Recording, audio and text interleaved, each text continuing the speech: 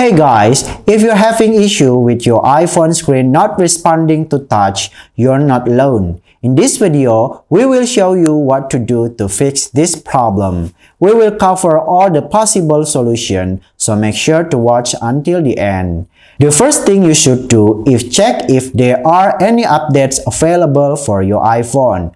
How to do this? You can go to the setting and then select General, and then you can check to software update. Make sure to automatic update here is turned on. You can tap on this and you can make sure the download iOS update, install iOS update is turned on. And if there's an update available, you can install it. This could fix any software related issue that may be causing the touchscreen problem.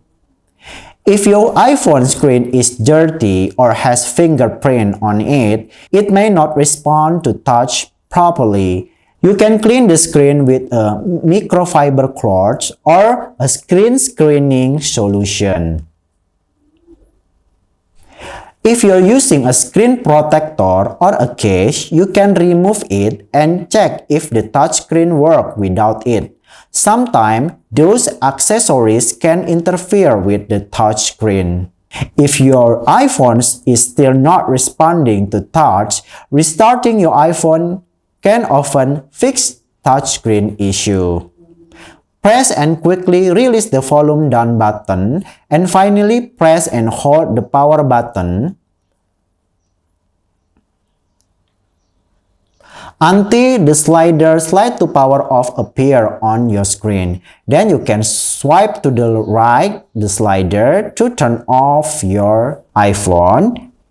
And to turn it on again, just tap and hold the side button until the Apple logo appear on your screen.